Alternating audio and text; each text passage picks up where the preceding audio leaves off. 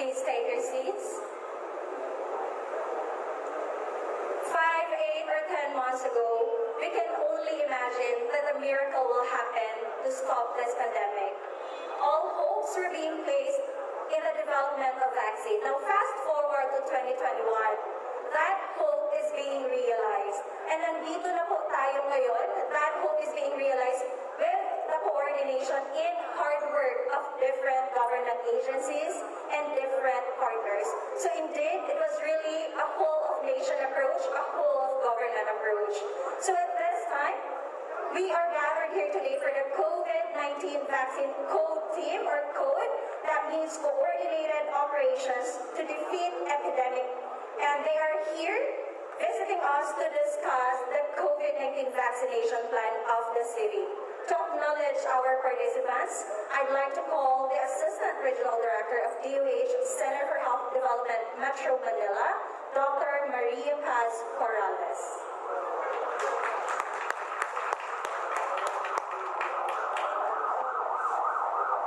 Good morning to all. Before I do acknowledge our prestigious and honored guests, let me explain why we are here. Why we are conducting the vaccine code visit. As the country continuously steps up its efforts to transition to a new normal amidst the COVID-19 pandemic, the national government, through a whole of government, whole of society, and even whole of community approach, has been working closely with the different local government units to ensure vaccine accessibility to each and every Filipino through a quality, effective, safe, and free COVID-19 vaccination program. In the National Capital Region, we already visited 16 local government units out of the 17, and this is the first outside of Metro Manila code visit. With the Philippine National Deployment and Vaccination Plan for COVID-19 vaccines in hand, the COVID-19 vaccine cluster headed by no less than Secretary Carlito Galvez, together with IATF principals, is conducting the vaccine code visits to the different local government units and some specific health facilities, one of which was visited by Secretary Duque, the Philippine General Hospital, to present the national plans and form coordinative mechanism for the deployment of the vaccines and the implementation of the COVID-19 vaccination program. The code team visit is composed of 3 teams, Team A, B, and C. Team A is headed by Secretary Galvez, B is headed by Secretary Vince Dizon, C is headed by Secretary Duque. Each team has been assigned specific areas or LGUs. And we came here, let me emphasize, we came here not to approve, neither do we disapprove the plan that will be presented later. We came here to coordinate, to be in coordination and to form coordinative mechanism to review and to see where the national government can help in the implementation of your COVID-19 vaccination plan. All of this we do because we want economic recovery. And as they say, we heal as one, we work as one, and we bakuna as one. Before I end this little briefer, please bear in mind that ang bakuna pong ibibigay sa atin ay ginto. Kaya kailangan po hindi natin ito sasayangin. To acknowledge our guests, please welcome the Honorable Mayor of Duterte.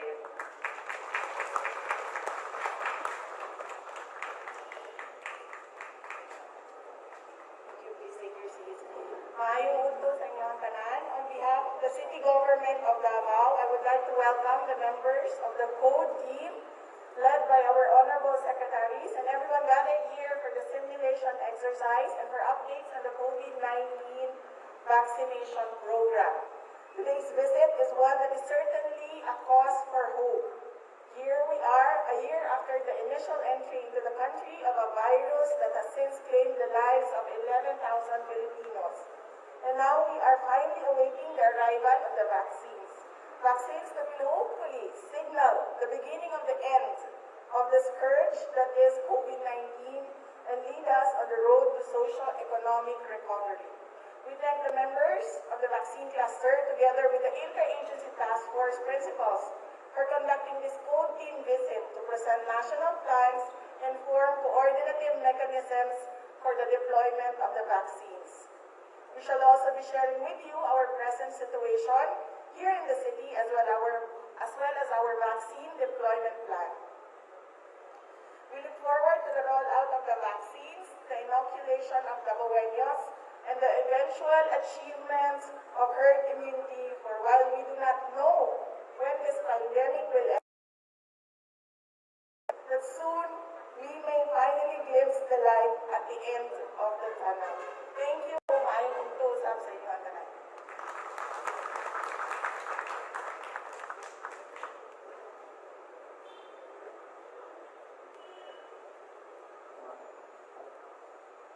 Thank you, Mayor Sara. And to further acknowledge our guests, we have with us Secretary Carlo Alexin Labrales, CAB Secretary and the Vice Chair of the IATF. We also have the Presidential Spokesperson and the lookalike of Isko Moreno, Secretary Harry Roque.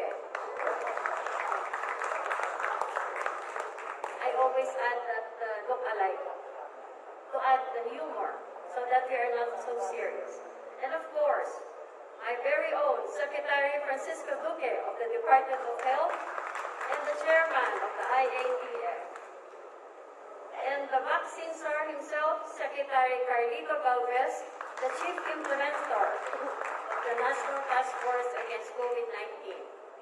We also have some Davao City LGU officials, Honorable Danilo Dayanghirang, City Councilor, Davao City COVID-19 Task Force officials headed by Dr. Ashley Lopez, representatives from the Southern Philippines Medical Center, Dr. Ricardo Audan, the OIC Medical Center Chief, Dr. Maria Eleanor Concha, the Chief Training Officer, representatives from the Davao Center for Health Development headed by Director Annabel Yumang. Now, from the National Task Force Against COVID-19 officials, we have Director General Eric Domingo of FDA. We have Yusek Epi Densing, DILG for operations. We also have the National Task Force Medical Consultant, Dr. Ted Herbosa. Dr. Gloria Balboa, Director for Department of Health. And also Director Aleli Ani Sujakal, Director for the DOH. Some representatives from Region 11, Regional Government Agencies, Director Francis May Macapagat, Regional Director, PIA, Director Deborah Legaspi, Mindanao East Cluster, FDA, Dr. Alan Fernaso, Regional Director, DepEd,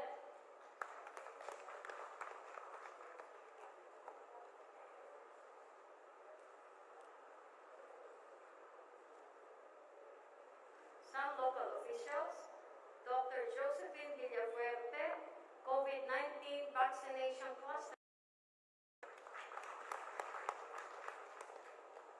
Director Manolito Orense, RTF and OCD Head, Director Alex Roldan, DILG, PCO Rainier Diaz, Operations Head, PNP, Deputy RDO Edgar Alan Okubo, PNP, and we also have some staff from OPAC and from our media partners are also here with us. So let me give now I am Dr. Paz Morales, the ARD of Center for Health Development, National Capital Region.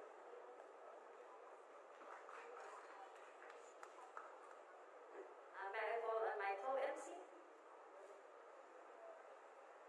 Thank you, Dr. Corrales, for the acknowledgement of all the important people na andito ngayon, important especially in our response to this COVID-19 pandemic.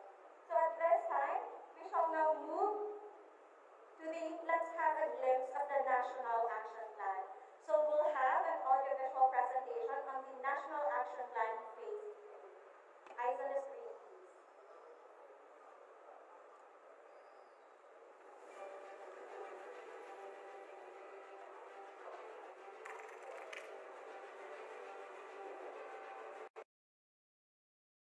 Isang taon na ang nakalipas nang magsimula ang pandemya ng COVID-19. Ang pagkalat nito ay nagdulot ng matinding takot sa buong mundo, kabilang na dito sa Pilipinas. Ngunit sa pamagitan ng iba't ibang hakbang na inilunsad ng gobyerno laban sa COVID-19, unti-unti na nakakabangon ang bansa habang nilalabanan ang virus. Marso noong nakaraang taon, ipinatupad ng Administrasyong Duterte ang Phase 1 na National Action Plan against COVID-19. Ayaw nitong matugunan ang krisis sa kalusugan. Dahil dito ay nagtulong-tulong ang iba't ibang ahensya ng gobyerno sa pag-iwas, pagkontrol at pag-uksa sa virus. Nakatuon din ang estratehiyang ito sa pag-iwas sa mga negatibong epekto ng COVID-19 sa pamagitan ng tuloy-tuloy na paghatid ng pangunahing serbisyo sa mga mamamayan. Hulyo 2000. Nang ipatupad ang Phase 2 ng National Action Plan na nakatuon naman sa health at economic recovery ng bansa. Nakabatay ang estratehiyang ito sa Hammer and Dance Theory. Ang hammer ay tumutukoy sa pagkontrol ng kumakalat na virus tulad ng pagpapatupad ng mahigpit na community quarantine measures sa iba't ibang lugar. Habang ang dance naman ay tumutukoy sa pagpapagaan sa epekto ng pandemya sa ating ekonomiya. Sa pamagitan ng mga hakbang na ito, patuloy na bumababa ang bilang ng mga kaso ng COVID-19 habang unti-unting nagbubukas ang ekonomiya ng ating bansa. At ngayon, ang Phase 3 na National Action Plan ay magsisilbing transition plan patungo sa new normal at paghahanda para sa Philippine National COVID-19 Vaccine Roadmap. Layunin din ito ang dahan-dahang pagbubukas ng magandang ekonomiya sa bansa. Ang tatlong pangunahing estratehiya nito ay response, vaccination, at recovery. Sa response stage ng NAP3, nakatuon pa rin ito sa PDIDRM strategy ng pamahalaan. Huwag prevent, detect, isolate, treat, reintegrate, at mainstreaming to new normal. Patuloy pa rin ipapatupad ang zoning containment strategy or community quarantine sa mga lugar na may matataas na bilang ng mga kaso ng COVID-19. Ang apat na zoning classifications ay critical zone, containment zone, buffer zone, at areas outside buffer zone. Layunin nito na mapigilan ang pagkalat ng virus at ang epekto nito sa lokal na ekonomiya upang patuloy na magabayan ang bawat local government unit sa pagtugon sa COVID-19. Binuo ang Operation Listo Protocol at nakasaad dito ang step-by-step guide na maaaring ipatupad sa iba't ibang lungsod o munisipalidad. Ito ay nakabatay sa mga consolidated guidelines sa prevention, detect, isolation, treatment at reintegration. sinusuportahan ito ang mga umiiral na programa at pagsisikap ng mga LGUs. Tuloy-tuloy din ang code visits o coordinated operations to defeat epidemic, isang patient at community-focused response strategy na sumusuporta rin sa mga LGUs, lalo na doon sa mga may limitadong resources. Gayun din ang Oplan Kalinga program kung saan ililipat sa mas maayos na isolation facilities ang mga COVID-19 positive patients na walang sariling kwarto o banyo sa kanilang tahanan para sila ay ma-isolate. Ito ay upang mas lalong mapaigting ang isolation strategy ng gobyerno at mapigilan ang pagkalat ng sakit upang maging mas accessible sa lahat ang treatment services. Patuloy pa rin ang operasyon ng One Hospital Command Center o OHCC para mabilis na makatugon sa sinumang nangangailangan ng emergency quick response. Sa vaccination stage, nakaangkla ito sa 4 na operational phases: assess, plan, prepare, execute. Para sa assess at plan phase, narito ang mga sumusunod na estratehiya. Number 1, pagbuo ng mga mekanismo tulad ng Vaccines Expert Panel, National Immunization Technical Advisory Group, at Health Technology Assessment Council para makapagsagawa ng scientific evaluation at selection ng vaccines. Number 2, pagkakaroon ng portfolio ng vaccines mula sa iba't ibang bansa. Number 3, pag-issue ng Emergency Use Authority mula sa FDA. Number 4, pagbuo ng isang interagency vaccine cluster na may task groups at sub-task groups. Number 5, ang pag-mobilize sa private sector support para sa logistical at support services requirements. Number 6, ang pagkakaroon ng information system para sa profile, screening, at registration ng mga eligible para sa bakuna, vaccinators, at ang mga supply chain facilities. Number 7, ang pagbuo ng monitoring at evaluation system. Para naman sa prepare phase, narito ang mga sumusunod na estratehiya. Number 1, ang pagkakaroon ng advanced market commitment sa mga private vaccine developers at pagbibigay sa kanila ng advance payments kasama ang Asian Development Bank at World Bank na siyang mga financiers. Number 2, pagkakaroon ng mga diplomatic engagement para sa government-to-government at multilateral engagement. Number 3, pagkakaroon ng iba't ibang mode of financing, direct procurement through RA 9184, COVAX facility, multilateral loans, bilateral loans, private sector financing through a tripartite agreement. Number 4, capacity at capability building para sa mga pasilidad at vaccinators para sa vaccine storage at deployment. At para sa execute phase, ito ang mga sumusunod na estratehiya.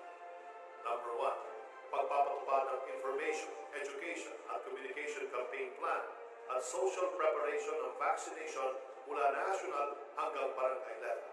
Number 2, pagkakaroon ng geographical at sectoral prioritization criteria para sa vaccine deployment. Number 3, paggamit ng supplemental immunization activity mechanism for COVID-19 immunization.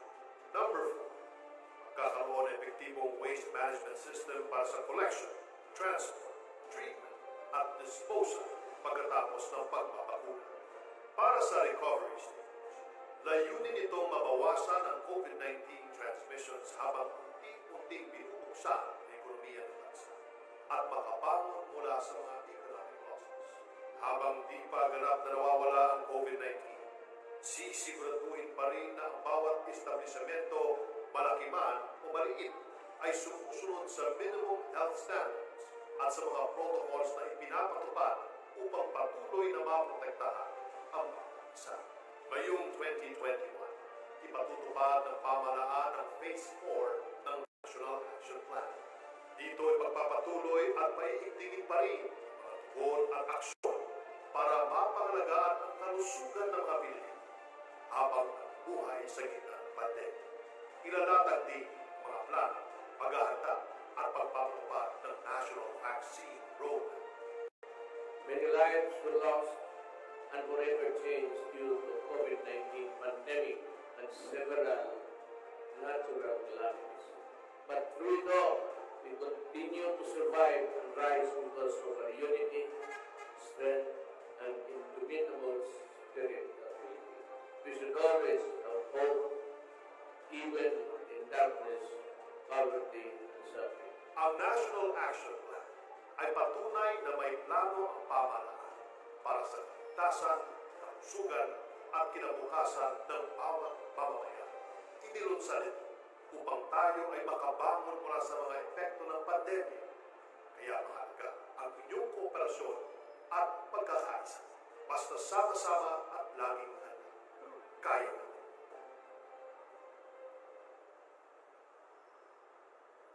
There goes the National Action Plan Phase 3. Sobrang nagbibigay po ng hope sa ating lahat as we transition back, kung hindi man to what used to be our normal, but at least near normal. So at this point, we would like to acknowledge some of the DepEd officials. Joining us here today is the Regional Director, Sir Alan G. Farnazo. Sir, good morning. And we also have the Principal 2 of Mabini Elementary School, Ma'am Cherry Ledesma.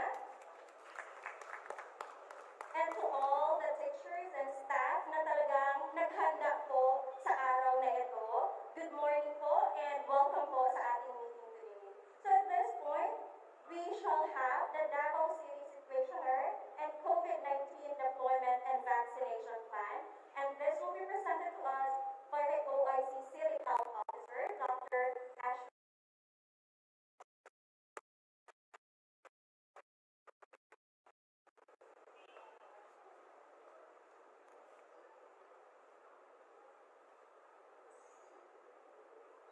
Magandang tanghali po sa lahat, lalo na sa ating pinakamamahal na Mayor, Mayor Inday Sara Duterte. And to all our distinguished guests who are present today, to our regional officials, government officials, and everyone. Also, I would like to acknowledge the presence of the members of the COVID-19 Task Force for Davao City who came here today for this event. I'm going to present the Davao City COVID-19 vaccination preparedness, but before that, I would like to make an overview of a brief situation actually of what really is happening in Davao right now in terms of COVID-19 operations. Please. So, as of February 13, 2021, the total cases of COVID-19 for Davao City already reached up to 12,437. Among these, the active cases is at 1,306, which accounts for about 10.5% of all COVID cases in Davao since the beginning of the first case of COVID-19 in March of 2020.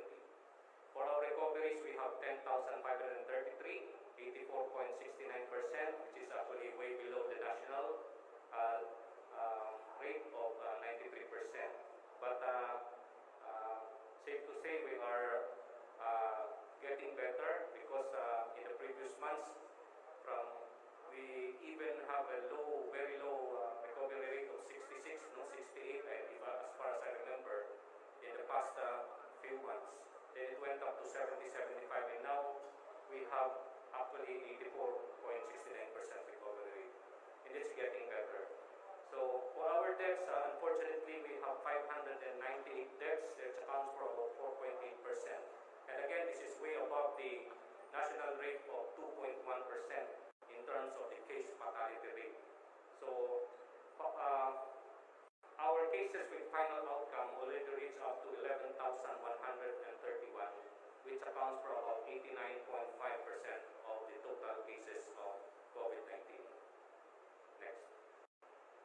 This is the growth rate of COVID-19 in Davao City, which ideally, if you notice yung ating pong yellow line dyan is the yellow trend line, which ideally supposedly should be rising and dropping, no?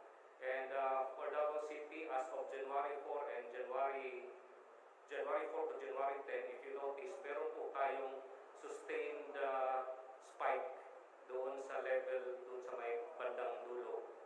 No? The first week of January, and this is because of the surge on our post-holiday season, like the Christmas and the New Year. But as of the first week of February, we again seen a slow down trending of our cases. Next. So this is actually the confirmed COVID-19 cases by date of onset of illness, showing you from March up to and right now we have yung number one po dyan is morbidity week 1, which is actually the first week of January. Then morbidity week 2, 3, 4, 5. Yung 5 po is first week ng February, and yung 6 is yung second week ng February.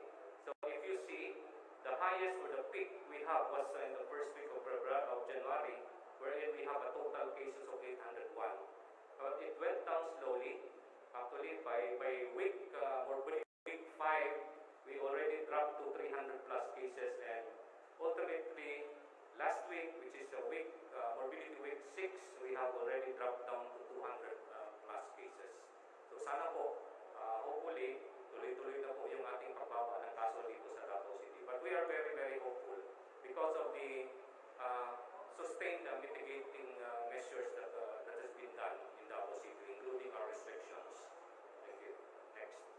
So, as to the age group, predominant pa rin yung ages 20 to 29 and 30 to 39 years old. So, kadalasan po na naapektuhan yung mga nasa middle age group or working group, no? As we say, because expectedly, they're the ones who's going out most of the time, they're the ones working, so sino sila po yun.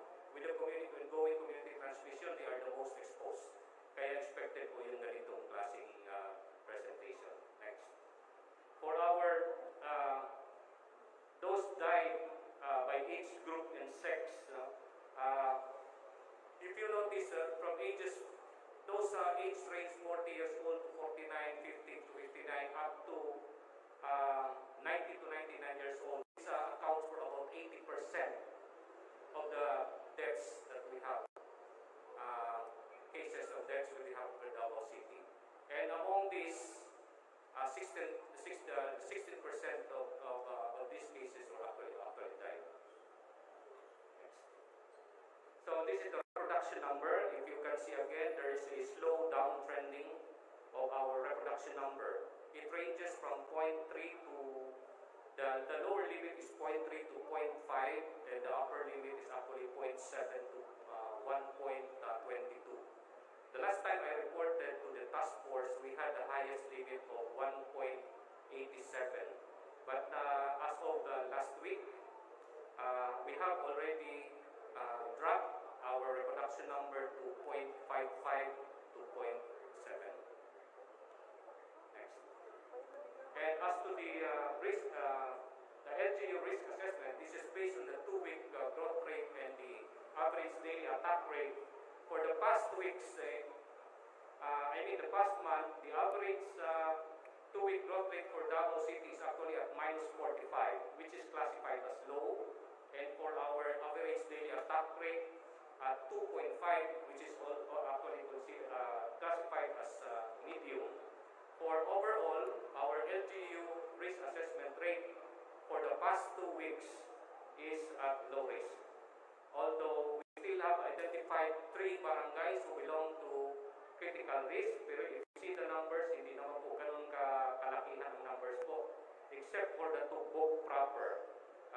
We have rose up to 23 cases for Tugbog proper because we have an incidence of outbreak in one of our children facility in Tugbog. Pero yun po sila, fortunately po, contained po yun sila kasi bilong po sila sa isang tinatawag kaming bahay pag-asa.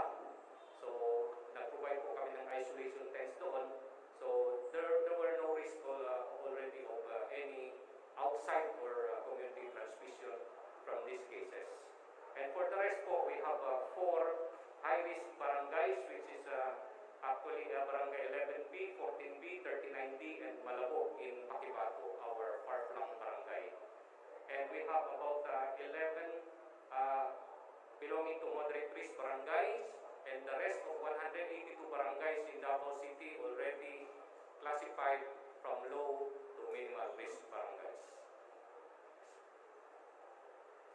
our COVID-19 testing in Davao City, we have an average of about 800 testings per day. And if you notice, the gray line is actually our positivity rate po, no? Which actually very erratic. Minsan umaakyat po kami ng 16%, 14%, to as low as even below 5%. And as of yesterday, ang aming positivity rate with 53 cases was up 6.3%. And as of last night, 6 p.m., as reported, we have one of the lowest incidents for COVID-19 at 11 new active cases out of the almost 300 that was tested. So for today's positivity rate, we have a positivity rate of 4.6%, which is actually the first time when we reached below the threshold, WHO approved threshold of 5%. Next. So, for the proper presentation proper for the pre-vaccination activities, actually for establishing COVID-19 Vaccination Operation Center, this is already done. So check na po yan. Next. So ito po yung actually yung ating organizational structure, no? With our Davao City Task Force COVID-19 as the overall agency that manages and supervises the COVID-19 operations in Davao City, which is headed by no other than our City Mayor Inday Sara Duterte, together with the Secretariat, our City Administrator's Office.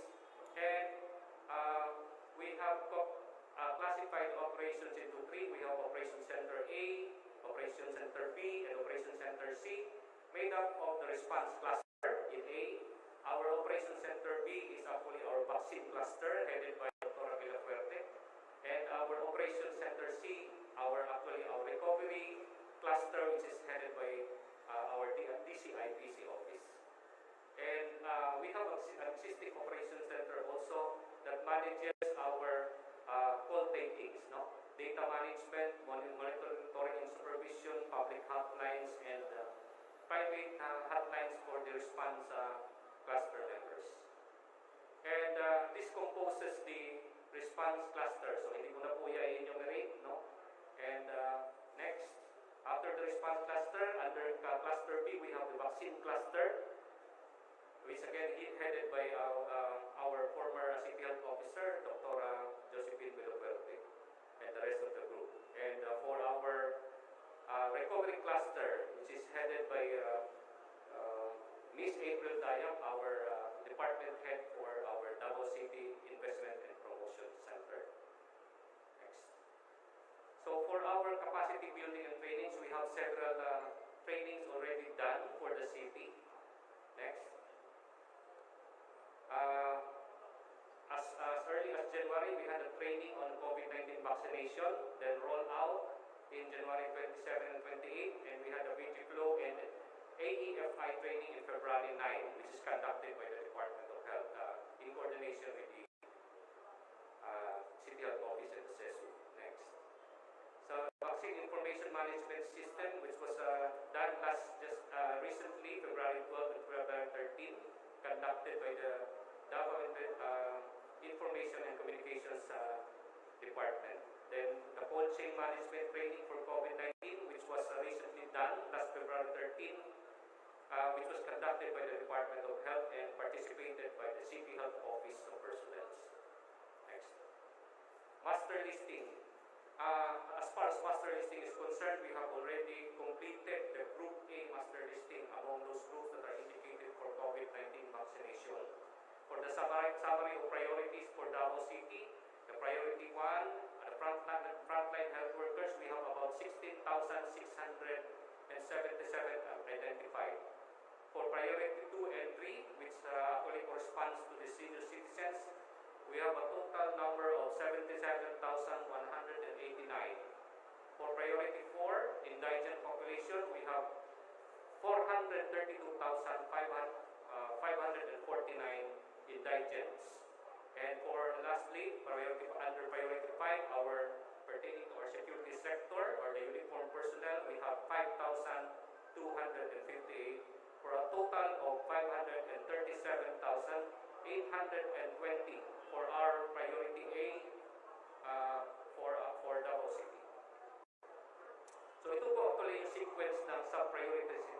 plan na Group A1 workers in frontline health facilities, including those in trainings like students and interns.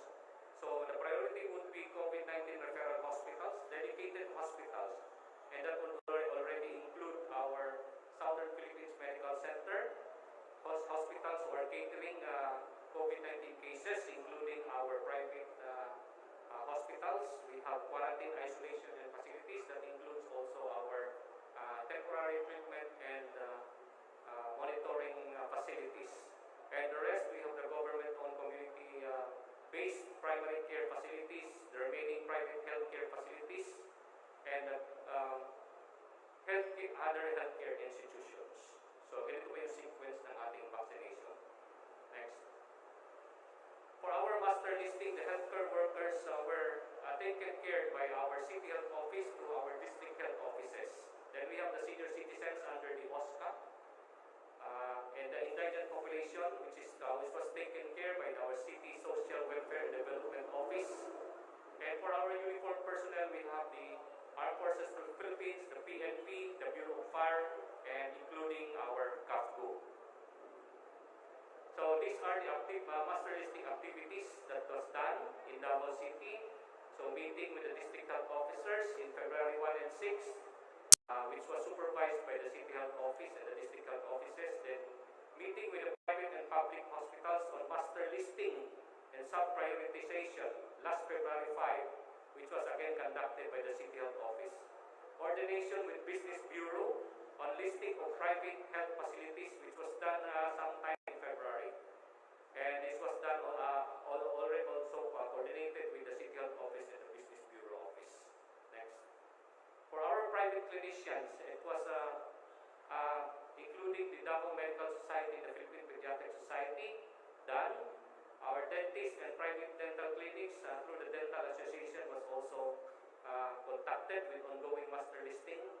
And for our dialysis centers, through the Association of Dialysis Centers, they were already contacted and ongoing po din po yung ating master listing for them. And for our midwives and lying-in clinics, through the Integrated Midwives Association of the Philippines and the district health offices, this was done. And we are just waiting for the endorsement of the DICT on the BIMS IR registry access and instructions. Because as we know, nagkaroon po ng technical adjustments po sa ating registry from the CEIR. Now it is being endorsed to the DICT for our BIMS IR. So we have also healthcare workers in the barangay health centers, the ongoing po yung master listing, COVID-19 operation centers and DTMF, ongoing din po yung master listing, which is being supervised by the city health office. Then we have healthcare workers in the hospitals, contacted and meetings were already conducted and ongoing po yung master listing. And health workers in the private facilities also with list retreat from the Business Bureau and ongoing po yung communications with these facilities.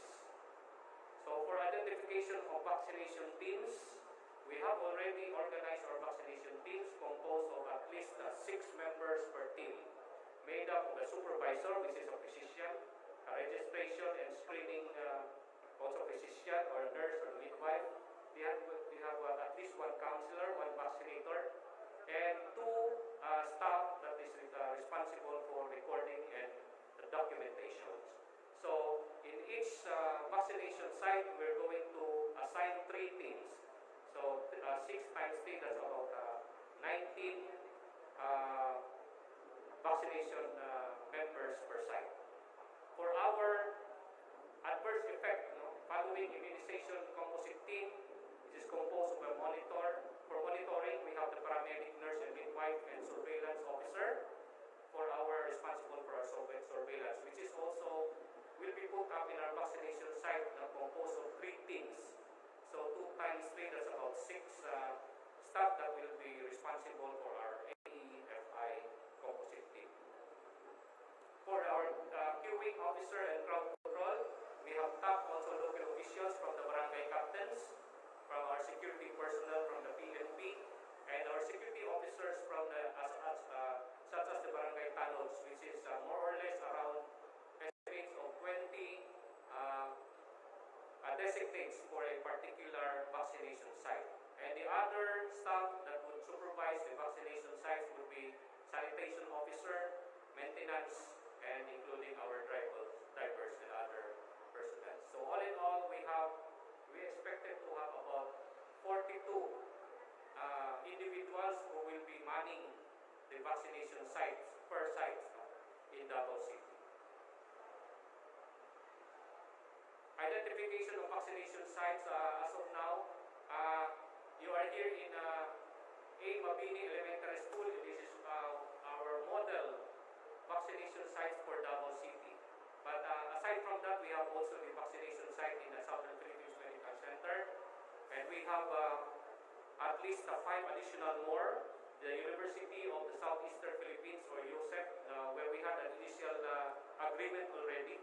Ateneo de Davao University, Matina campus already had a commitment with the management also.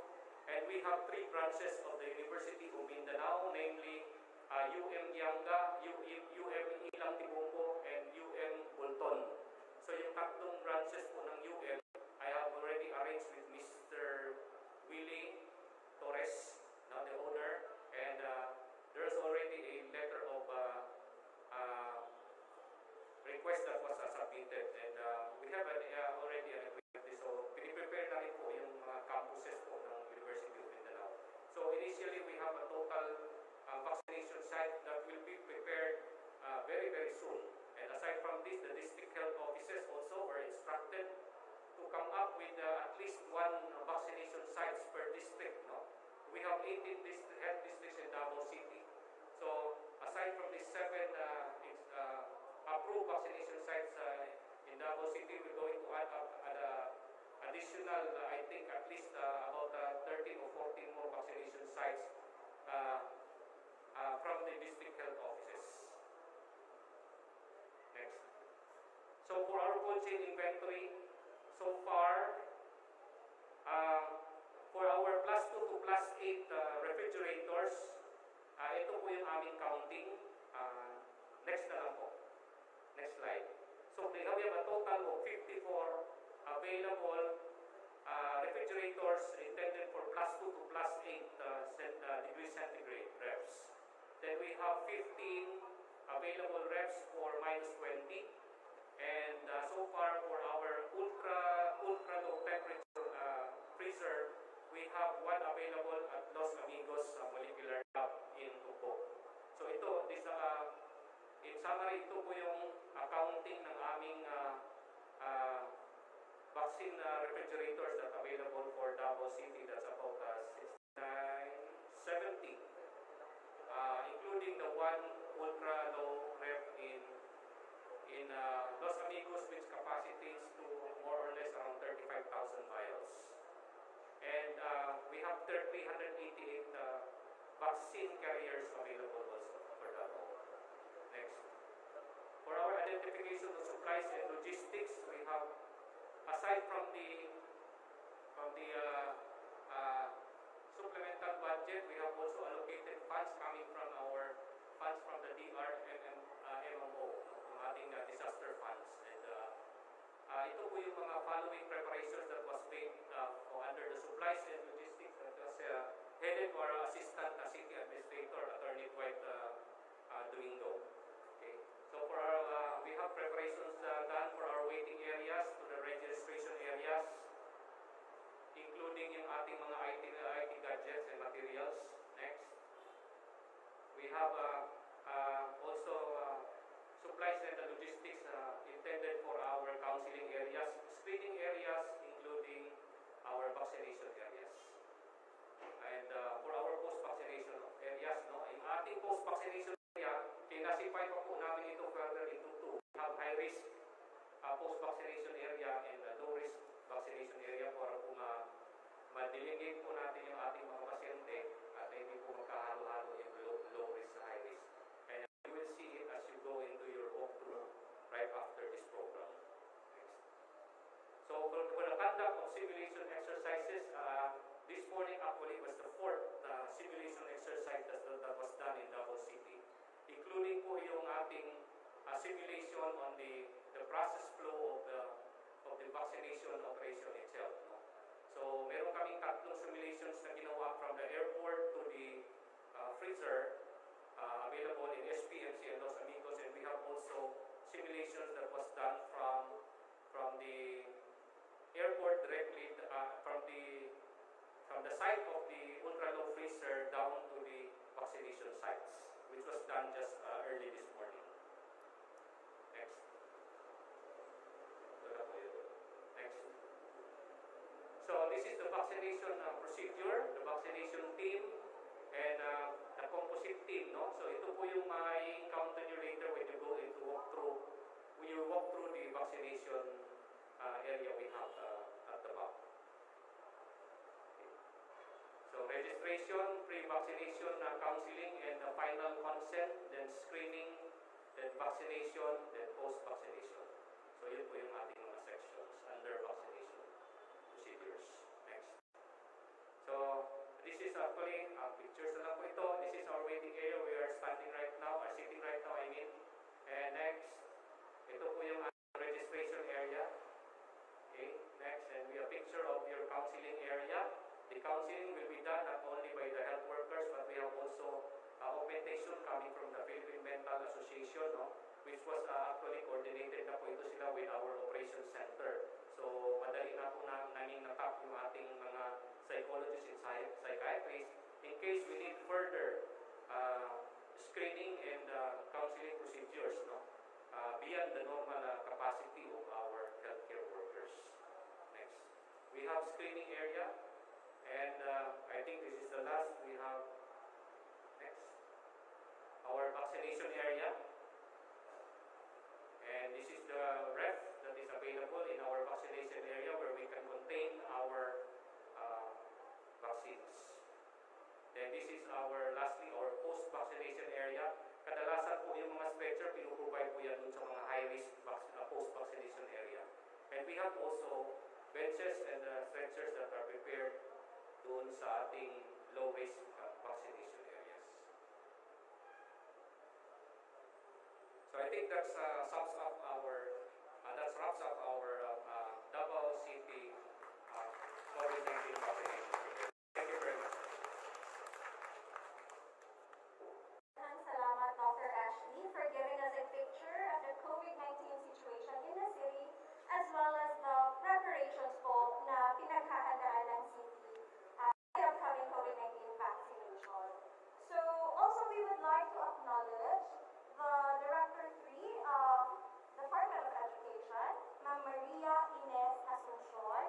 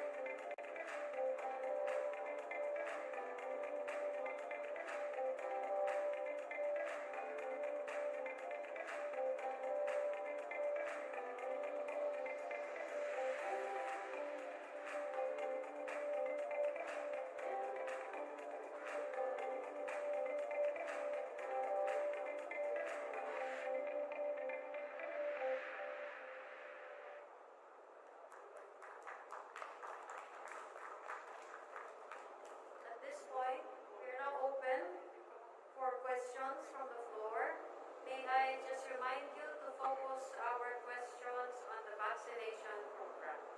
So the floor is ready for any questions regarding the presentation and the plan. May I ask Dr. Ashley to come forward? Because you are the main presenter. Are there any questions at this point?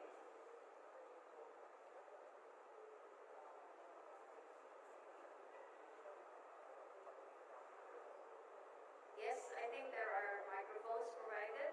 Please identify yourself, the media network that you are representing, and the question, and the person you would want to answer your question.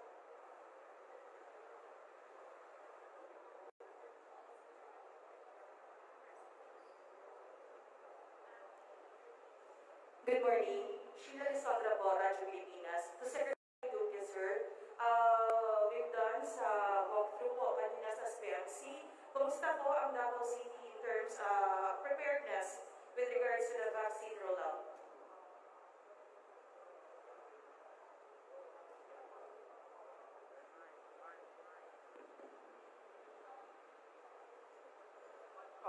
Maraming salamat at muli sa ngalan po ng Interagency Task Force at ng Department of Health.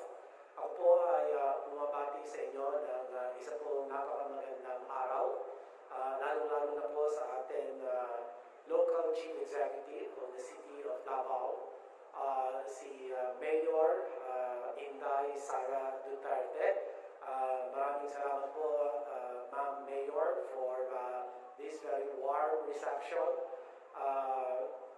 The Interagency Task Force and the National Task Force headed by our vaccine czar, Secretary Charlie Galvez, and my fellow members of the IATF. Andito po kami para suriin maigi ang paghahanda ng ating po mga ospital at ganoon din po ng pamahalaan lokal ng Davao City.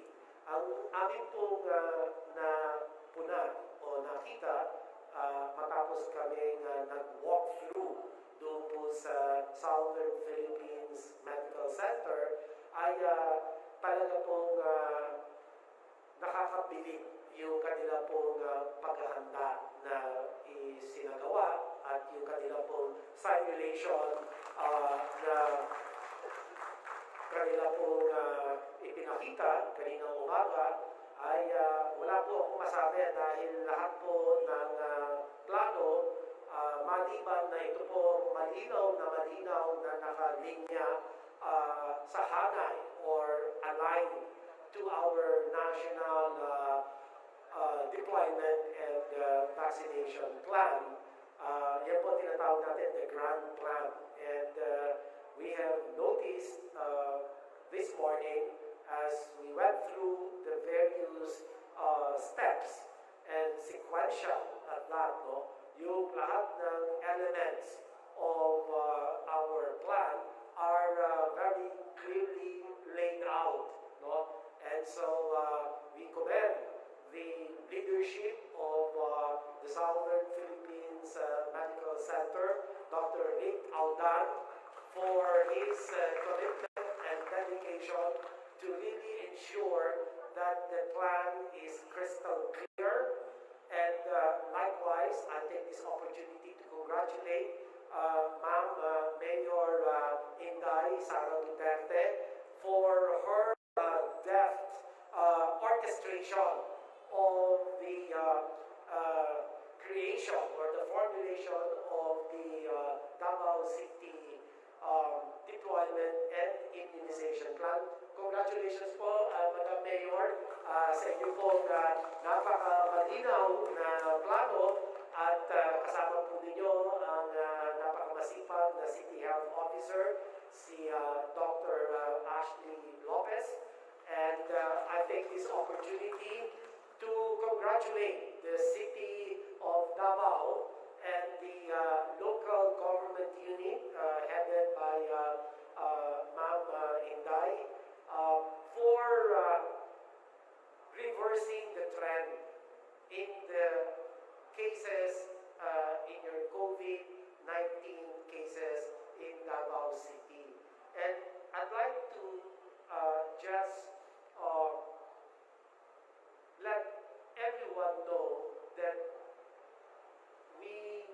appreciate it if that trend continues. And having said that, there is no room for complacency because this COVID-19 virus can always come back, and oftentimes it comes back with a vengeance if we become complacent.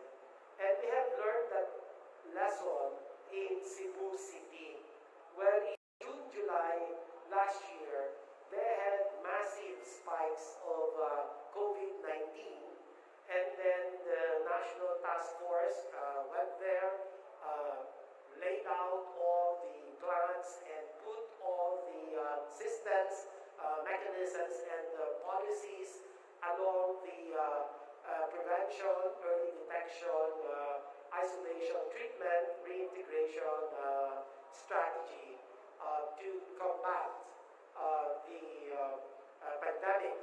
And now, I think they became complacent prior to this few several weeks where we now see an upward. There are more spikes in Cebu City. The number of cases is going up. And really, it is unfortunate because we were able to lick the problem. We were able to reverse the surge or the spike in Cebu City, only to lose it, and now we see again. And I hope that all other local government units will take to heart the lesson that should be learned from the experience of Cebu. But nonetheless, I congratulate once again the city government of Davao really for your response. It is deliberate and it is focused, and no wonder we see a downward trend in the number of cases. And I think that you just need to sustain the gains that you have accomplished and you build on those gains so that you will have more consistency in controlling the cases of COVID-19 here to a level that will not overwhelm your health system's capacity. Hindi po naman natin sinasabi na kailangan ma-zero ang COVID-19. I don't think that is possible at a time when the vaccines are just still coming in, and they haven't even come in fact. But in most other countries, we have seen already a massive reversal in their COVID-19 infections, no? Infection rate, I mean. So, yun po ay dapat ay talagang paninindigan na natin itong ating pong nagawa at magpursige po tayo, magpunyagi na talagang patuloy na mapababa natin ang kaso ng COVID. We need to do more localized lockdowns, more granular lockdowns to cut the chains of transmission. To really crush, turugin natin itong mga clusterings, no, in some communities or in many communities for that matter. So we are here, the IATF, the NTF, and the Department of Health, and all collaborating agencies are here to provide the support that is needed to be able to achieve the goal of really bringing down for good your COVID-19 infection rate, so that in the end we will all be able to implement a good, well laid out vaccination plan, and that in turn will help all of us, the nation in general, and Davao City, the Davao region, and Davao City in particular, to regain its once vibrant pre-pandemic economy and also achieve normalcy once again in the lives of our people here in the city of Davao and back to the era of productivity that keeps Davao really up there in the radar screen of cities in the world that have performed so well. And we have no doubt that Davao will be up to par, Davao City will be up to par in making sure that our vaccination plan will be implemented very efficiently and effectively. And lastly, I just want to make a comment that most plans are excellent on paper, but the proof of the pudding, so to speak, is in the eating. So it is in the implementation that the true test of how well the plan is implemented. No? So you have to execute very well, and the way to do this is do not perhaps be satisfied with the plan as you see it today, because tomorrow you will find out, if you make a periodic review of that plan, you will see opportunities for further fine-tuning of the plan. And as long as there are opportunities to pinpoint, opportunities for fine-tuning, no, your execution will also improve. So that, as they say, that devil is in the details.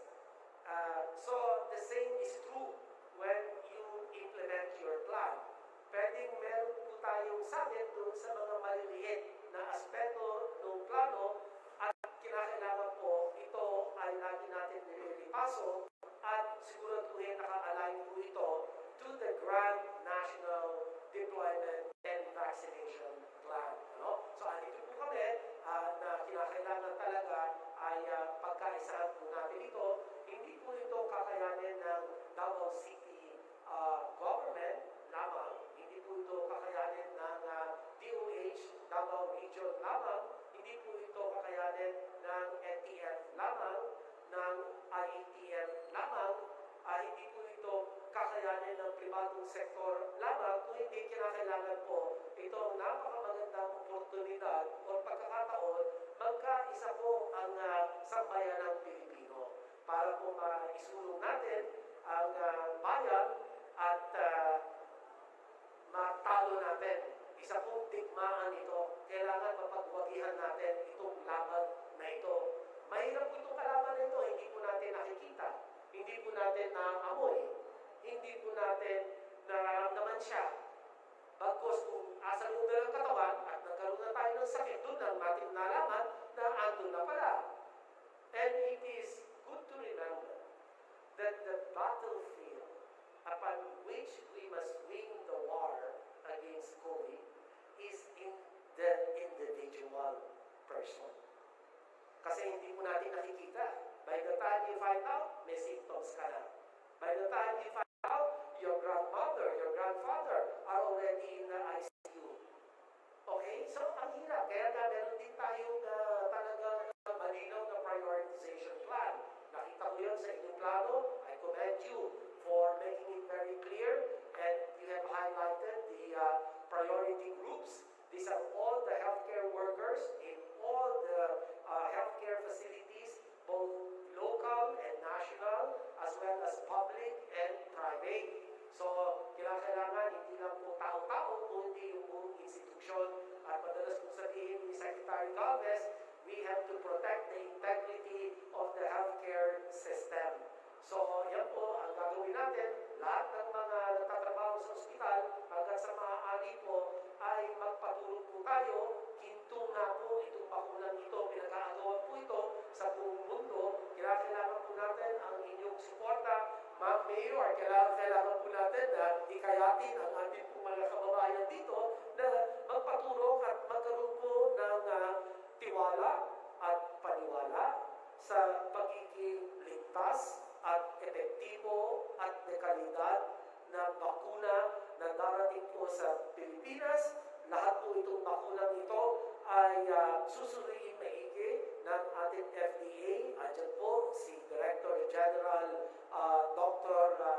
Eric Domingo na hindi na po natutulog yan. Talaga po nga araw-araw walang ginawa kung hindi tignan, suriin ang lahat ng mga dokumento, masiguro lamang na ito ay tunay na ligtas at epektibo. So, yun lang po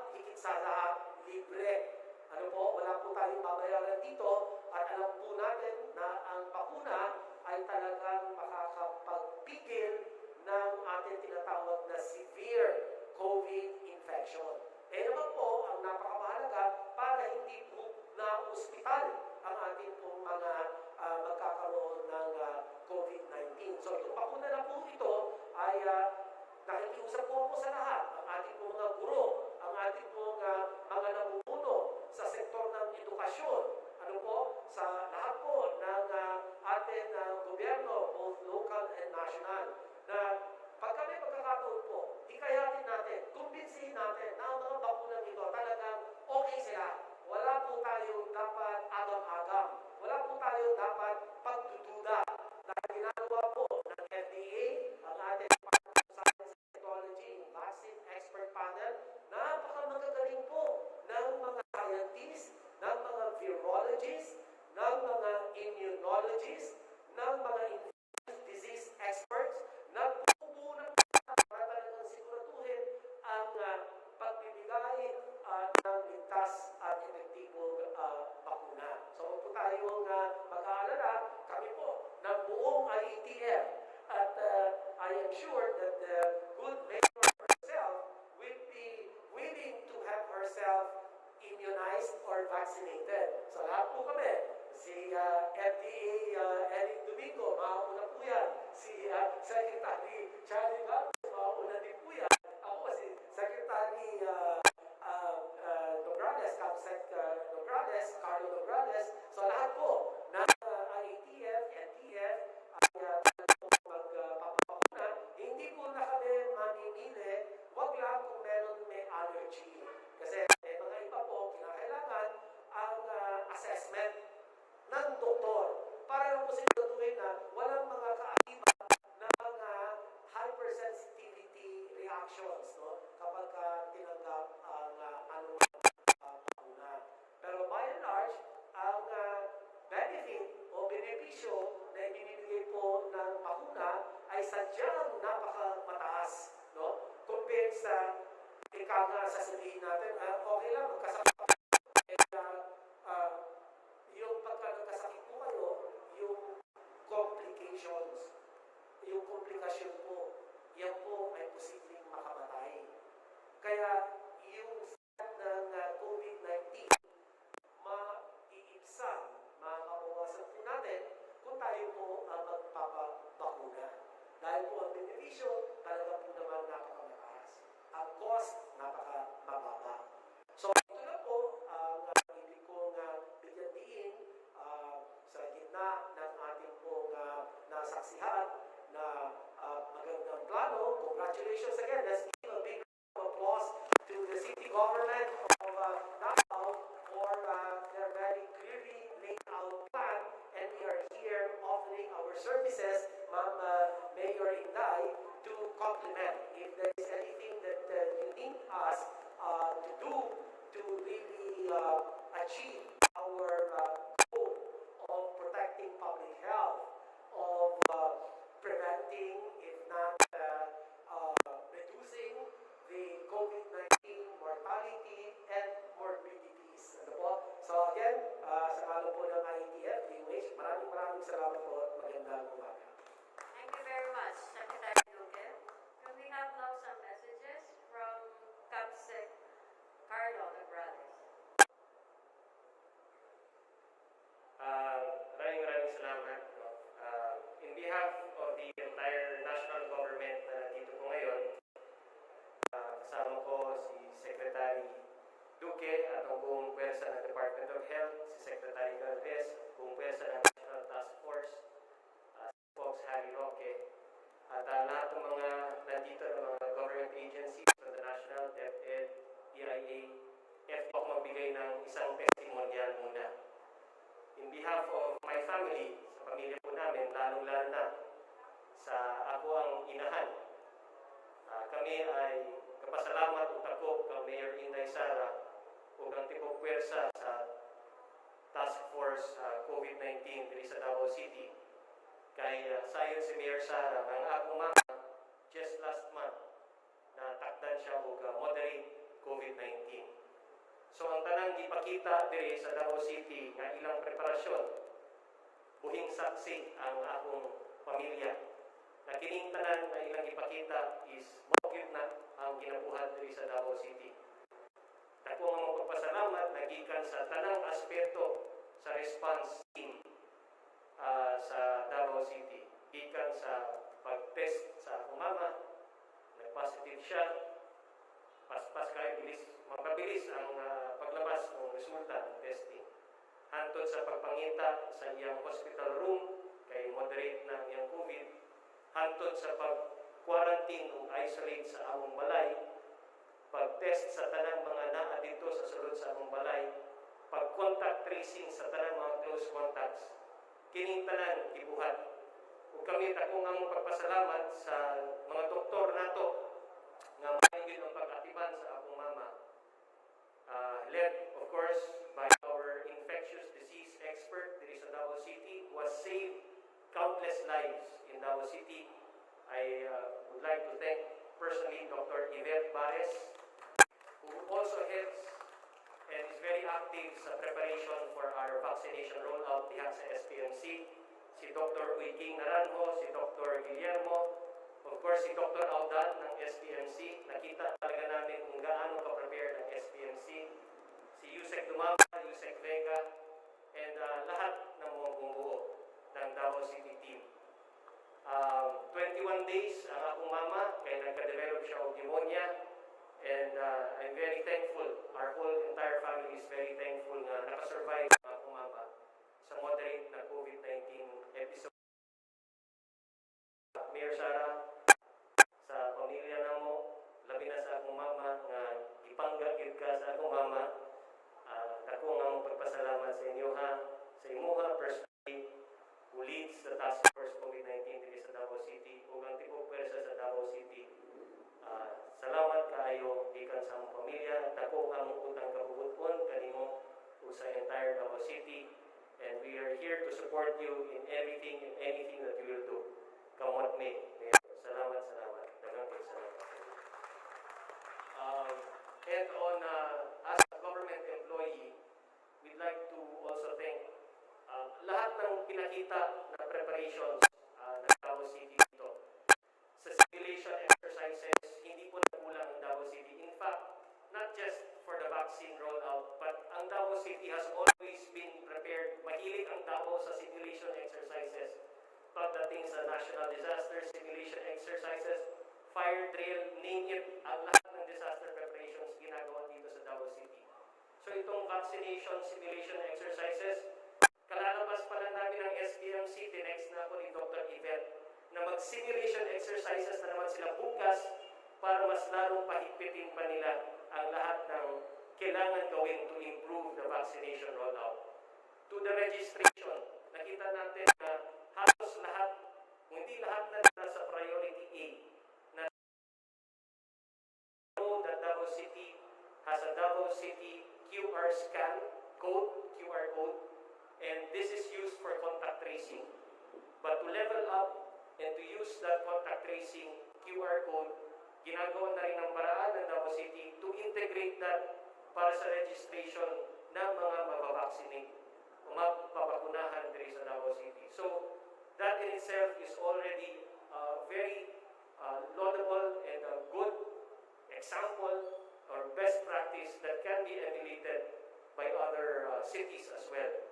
No, at kami nagpapasalamat sa ginagawang preparation sa mga vaccination hubs, like here in Mabini, like in other places in SPMC. Lahat po yan naka-roll out. Just let me tell you a little bit about Davao City. But Davao City is one of the largest cities in terms of land area. And klase-klaseng barangay, klase-klaseng karakteristik na. Nami mga barangay nga gagmay, but dikit-dikit ang balay. Nami mga barangay na dagko, lapad kaayo, and magkakalayo ang barangay. So each and every barangay has its own distinct characteristic and unique character.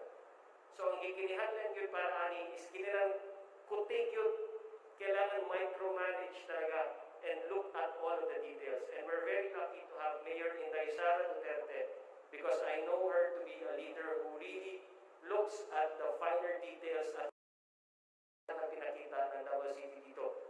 Lahat ng mga detalye, planchado. Ang kulang na lang po yung vaccine. But as far as preparations in Davao City, it's excellent. It is an example. It is a benchmark. Sukaran kini. And it's also very challenging. Davao City is a melting pot. Sulod gawas. Negosyo diri tao, klaseng-klaseng tao. In fact, even patients from all over Mindanao come to Davao City kung magpa-hospital. So it's very challenging to manage.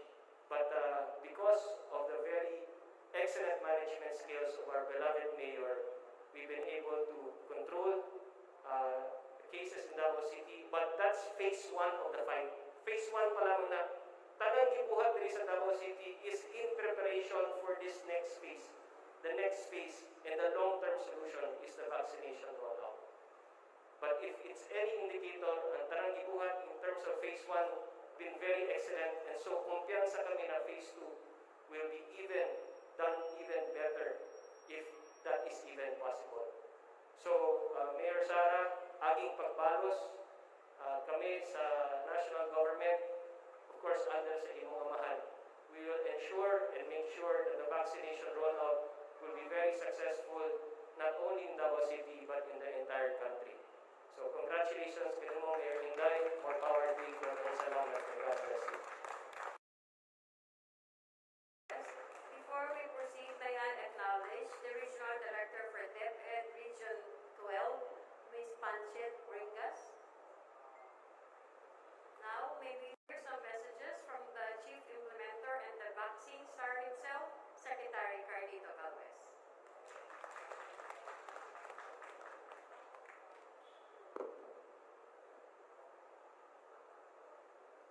Una-una po sa lahat, maraming salamat po, Madam Inday, sa Duterte, ating pinalangga na Mayor, sa inyong very warm welcome.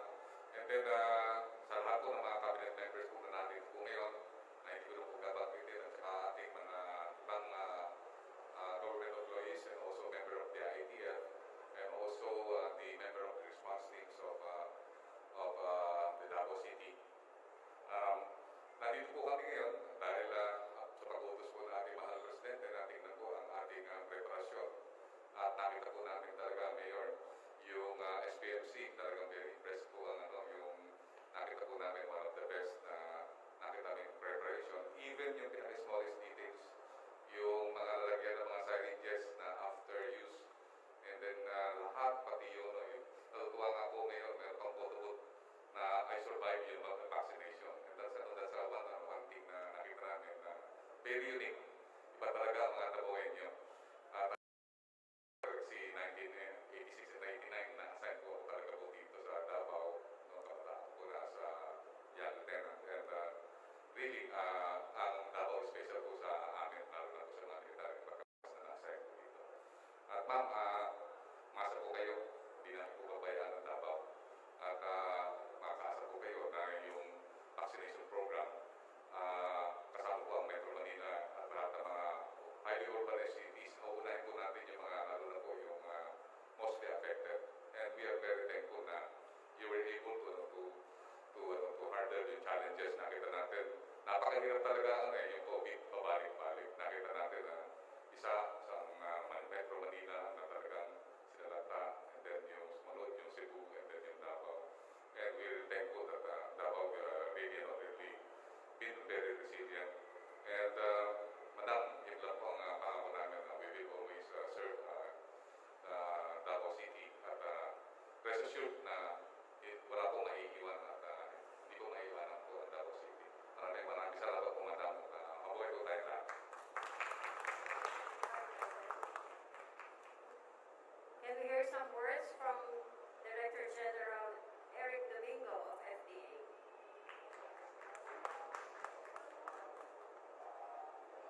Hello, magandang tanghali po sa inyo lahat, Ma'am Mayor. Good afternoon po. Sa mga kasama namin po rito ng mga militaries and government workers and lahat po ng kasama natin. Natutulog pa naman po ako, no? Mga 2 oras sa isang araw. Pero gusto lang namin po kayo ma-sure, kaya naman po kami lumipad po talaga ng Davao. On my part sa FDA, we would like to assure everybody na ginagawa po talaga natin lahat para masigurado na ang mga bakunang gagamitin natin, angkop, no, para po sa atin. Sabi po kagabi ni Presidente, gamitin po namin siya kagabi, gusto niya meron tayong option ng mga 4 o 5 bakuna na magagamit kasi wala naman po isang kumpanya na kayang mag-supply para sa 100 million Filipino within the year. So we really need a basket ng marami pong choices. Sa ngayon po, meron po tayong mga expert na yung iba po dyan kilala ninyo. Wala po silang ginawa, kasama namin na suriin araw-araw. Basta po safety ang issue, hindi po yan negotiable. No? Basta may safety issue, wala pong papasang bakuna sa atin. And of course, we want to optimize, maximize po yung efficacy, yung effectiveness niya na magkontra sa COVID. Sa ngayon po, meron na tayong dalawang approved na vaccine dito sa Pilipinas na meron tinatawag nating emergency use authorization. Yan po yung Pfizer at saka yung AstraZeneca. At yan po na-approve ng FDA natin at na-approve na rin po ng WHO. Kanina pong umaga, nag-announce ang WHO, pati yung AstraZeneca, in-approve na po nila. Meron pa po kami mga pending na mga ine-evaluate ngayon, yung pong Sputnik. At sa tingin ko po, itong linggong ito, tsaka next week, meron pang ibang mag-a-apply, katulad po ng Moderna, yung Novavax, na mga posible rin po mag-supply yan sa atin. At sigurado po, no, pinapangako ko sa inyo, hindi namin ito i-approve kung talagang hindi tayo sigurado. Safety first, tapos efficacy, at kung papayagan po natin gamitin sa publiko ito, sabi ko nga, dapat kahit bayad kami na eleksyon sa sarili namin, tsaka sa mga pamilya namin. Kung pwede lang dapat na bakuna, pa-eleksyon ako lahat para mapakita, no? Pero isa lang po pwede, no? Hindi po pwedeng paghaluhaluin ang mga bakuna. Pagkatapos naman po, pag nag-start na tayo ng vaccination, kay Dr. Lopez, we will be supporting you, no? Yung FDA po, nandito ang ating Mindanao East Cluster, no? Itong si Director Debbie natin, nandito po siya. We'll support you to make sure yung ating cold chain, yung quality po ng ating mga bakuna will be checked to make sure na pag in-injection po natin yan, nasa magandang kalagayan po yung ating mga bakuna at maximum yung effect na makukuha po natin dyan. At yun lang po, gusto ko lang pakiusap sa ating pong City Health Office at saka sa lahat po, nandito rin po mga taga-SPLC sa atin. Since the vaccines will be approved under emergency use authorization, ibig po sabihin talagang may mga kailangan pa tayong malaman sa mga bakunan ito. Bagamat at this point, alam na natin na magandang effect niya, syempre babantayan po natin lahat ng mababakunahan at event following immunization reporting is very important. Natutuwa ako sa report kanina ni Dr. Lopez no, na nag-training na tayo sa VigiFlow.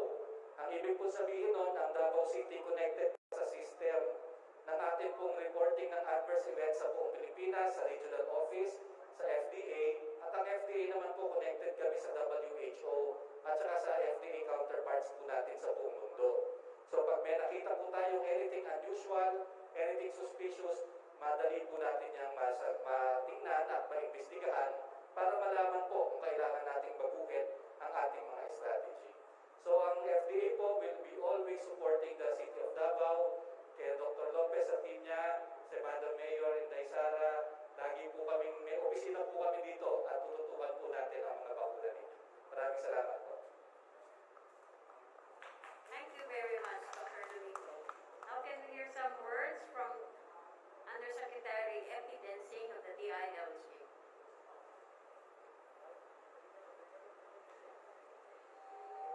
Mayroon po sa atong karapunta. Before I deliver my very short message in behalf of the Department of Interior and Local Government, batiyon lang na po ang inyong palangga, ang inyong inahan sa syudad, basin mainahan pa sa atong nasod, Mayor Sara Duterte Carpio. And I'd like to give recognition also to our national leaders who are in front of you. These are the people, the reason why we are able to control and contain the COVID-19 virus in the previous year, and the Philippines being recognized as the best performing country in terms of COVID-19 response. Nandito po, sila po ang palakpakan talaga po natin na gumawa po nito at gumawa ng posible. Secretary Dov Duque, Secretary Galvez, at ang inyong palangga din, ang anak ng Davao, Secretary Carlo Nograles, at ang tagapagbigay ng tamang impormasyon, ang ating presidential spokesperson, Mr. Secretary Harry Roque. Isa rin pasalamat sa ating DOH team na nandito, kasama rin mo si DG Eric Domingo, nandito po si Dr. Ted Garbosa, at sa buong DOH team, at sa mga lokal opisyales, palakpakan po ninyo yung mga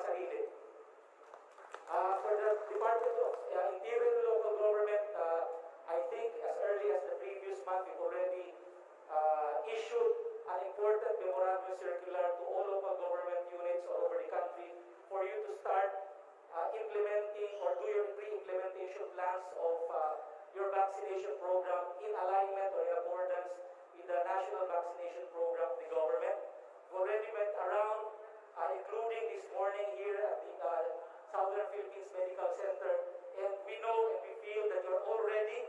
We are just awaiting for the arrival of the vaccines for us to formally start the vaccination to our fellow Filipinos. But in the memorandum circular that we've issued, there's one important directive that is now the special emphasis of the vaccination cluster of the IATF. The emphasis is for us, especially in the local government, to help us convince and create that feeling of confidence from our fellow Filipinos that the vaccine is important to us, that it is safe, that it is effective, and it is actually one of the solutions for us to overcome this crisis of the global pandemic, the COVID-19. Maayo sa akong mensahe, nang hangyo ko sa inyo, natabanga kami na mag-ingon sa atong mga kababayan diri sa Davao, diri sa Tibuok Mindanao, sa Visayas, nga magpaturo, magpabakuna, kay usa ka tuig na nato gibuhat ni mo abot ng bakuna, karon ni abot na, muabot na, magpabakuna ta. Maugyot ni ang kasagaran ng solusyon nato sa atong kalusugan, sa atong health, maugyot solusyon para maibalik nato ang atong ekonomiya na katong 2020 diha bungyod. The Philippines became the worst performing economy in 2020 in Asia and the world. But what is important is that we were the best performing country in terms of making sure that the Filipino health or the health of the Filipino is there. Sabi nga nila, kalusugan mo kita. At ngayon dahil ibalik na po natin itong posisyon na ito, na ibalik yung ating ekonomiya, na contain po natin ang virus, panahon na po para ibalik natin ang ating pananaw, para ibalik po ang ating ekonomiya. Kaya nga, nangayo tabang sa inyo na inang atong mga kababayan na magpabakuna, kay kumahimo mabakuna ni. Ingon pa sila sa DOH, kung mabakunahan mo, kung ang COVID-19 leyon, mahimo ikuting. Kung ang COVID-19 pakalat-kalat, with the vaccination o kung mabakunahan mo, pabutang ni sa kulungan. So maunin atong objective, kung mahimo lang nato karon in the next few months, then at the end of the day, it's the Filipino nation who will benefit from this national vaccination program. Mauni ang atong himuon, dili lang para sa atong kaugalingon, sa atong pamilya, sa atong komunidad, mauna ni ang ambag nato sa atong naso. Dahil salamat, paayong hapon sa atong maraming tanan. Fresh from the TV show that he had, may we hear from Presidential Spokesperson Harry Roque. May utos sa inyong tanan, Mayor Sara, ang aking mga kasama po sa IATF at Kabinete, at siyempre po sa lahat ng mga taga-Davao. Unang-una po, nagpapasalamat po ako sa lahat ng mga Davaoenyo dahil pinahiram niyo po sa amin ang ating Presidente, Rodrigo. Kung hindi niyo po pinahiram ang ating Presidente, siguro po tayo po ay wala nang nangyari sa panahon ng pandemya. At ang Pilipino naman po ay merong utang na loob. At sa mga pag-aaral na ginawa po ng mga polling companies, ang husga po ng taong bayan, siyam sa 10 Pilipino ay nagsasabi na sapat at tama ang mga ginagawa ni Presidente Rodrigo Roa Duterte pagdating dito sa pandemya ng COVID-19. Nagpapasalamat po ang Presidente sa inyong tiwala at nangangako po siya na sa huling bugto nitong laban natin, laban dito sa pandemyang ito, ang pagbabakuna, wala pong maiiwan, walang iwanan, lahat po tayo magkakaroon ng bakuna, nang lahat po tayo makabalik buhay sa ating buhay kung saan tayo nakakabiyahe, tayo nakakaikot, at babalik rin po sa normal ang ating mga buhay. Marami pong mga kritikong Presidente, pero wag niyo po silang pansinin dahil kakaunti lang naman po sila. Ang ating mga paghuhusga kung tama nga ba ho ang ginawa ng ating Presidente, ibase po natin sa datos. Ano ba ho ang datos? Sang-ayon sa World Health Organization, na pilit na sinasabi ng mga kalaban ng ating Presidente na di umano ay propaganda daw. Unang-una, tignan po natin cases. number 31 lamang sa buong daigdig. Tignan naman po natin yung ating mga number of active cases. Tayo po ay nasa number 41 lamang. At kung titignan po natin yung active cases per 1 million, tayo po ay nasa 134 laylayan. At kung titignan po natin ang case fatality rate, tayo po ay nasa number 66 lamang sa buong daigdig. So mga Davaoenyo, ito po ang nagpapakita na iyong pinahiram na Presidente Rodrigo Roa Duterte, tama po ang kanyang mga nagawa dito sa pandemya ng COVID-19. Marami pong mga kaaway natin na magsasabi, nako, palpak ang vaccination daw. Bakit hanggang ngayon wala pang bakuna? Huwag po kayong maniwala sa kanila.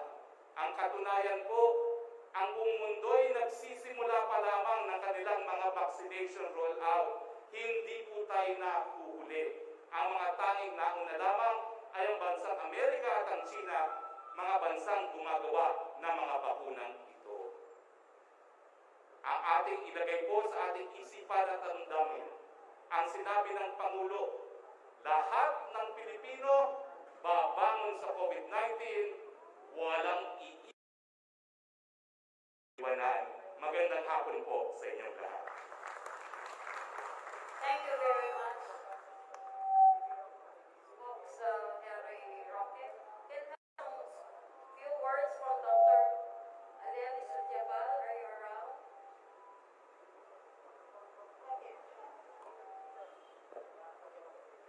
Thank you, Dr. Paz.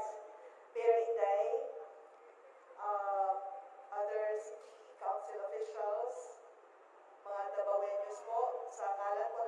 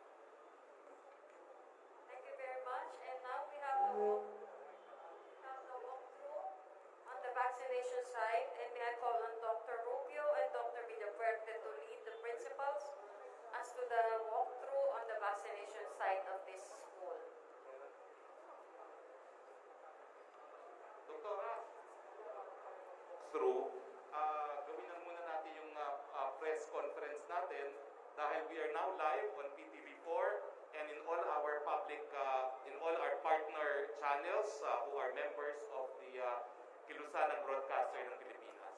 So muli po, magandang hapon po sa inyong lahat. Nandito po kami uli sa Davao City, sa Apolinario Mabini Elementary School, kung saan nagkaroon po ng code visit para malaman po ang kahandaan ng syudad ng Davao sa parating na pagbabakuna. At sa ngayon po, kasama po natin ang mga miyembro ng lokal na media dito po sa Davao City at via Zoom kasama rin po natin ang Malacanang Press Corps. Lahat po ng tanong ng Malacanang Press Corps will be coursed through USEC Rocky. Nandito po sa ating harapan ang ating Cabinet Secretary Carlo Nograles, DOH Secretary Duque, Mayor Sara Duterte, and NTF Chief Implementer and Vaccine Czar Secretary Galvez. You can address any or all of your questions to anyone po in the rostrum right now. May I ask our PIA, sino po ang taga-PIA who will act as moderator for the questions coming from the local media, and we will do this alternately, no? Siguro isang question from local media, isang question from Malacanang Press Corps.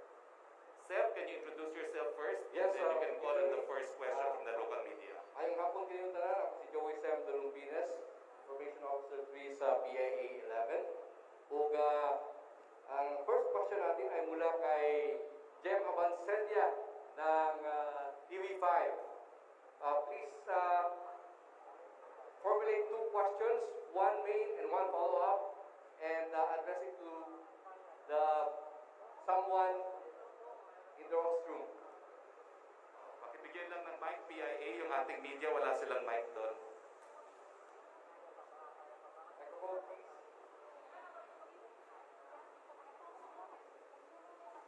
Please identify yourself and kung para kanino po yung tanong.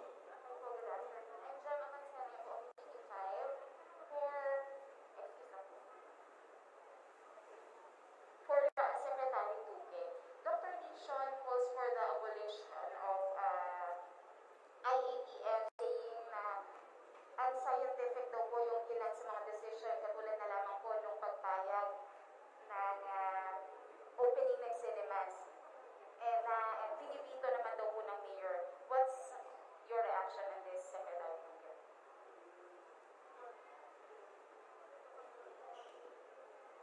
Thank you for the question.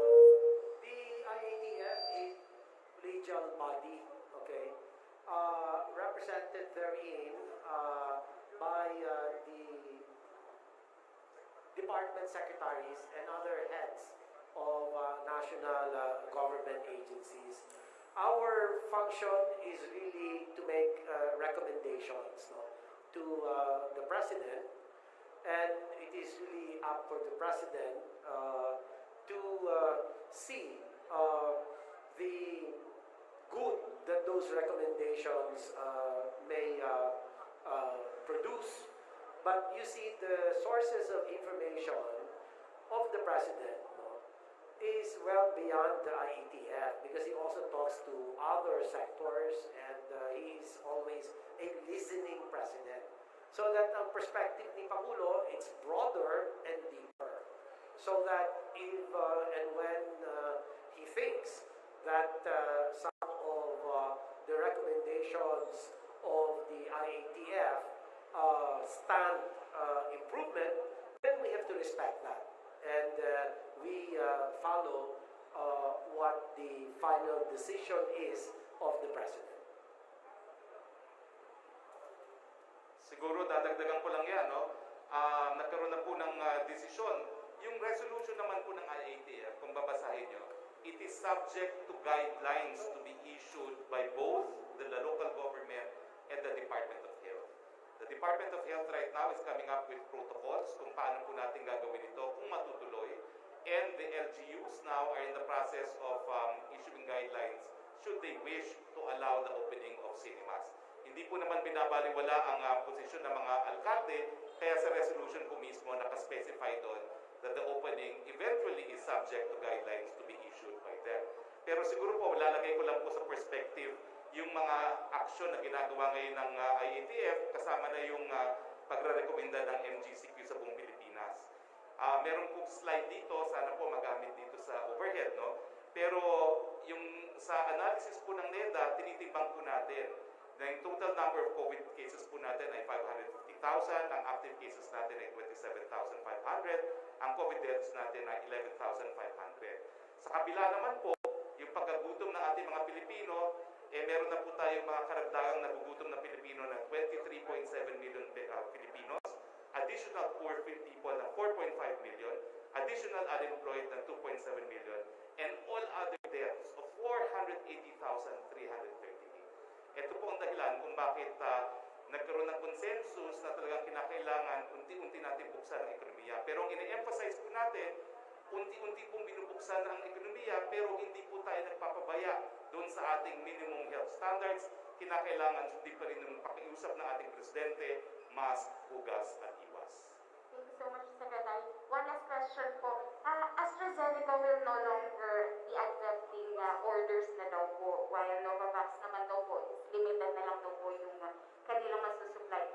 Ano po kaya yung magiging implication nito, Secretary?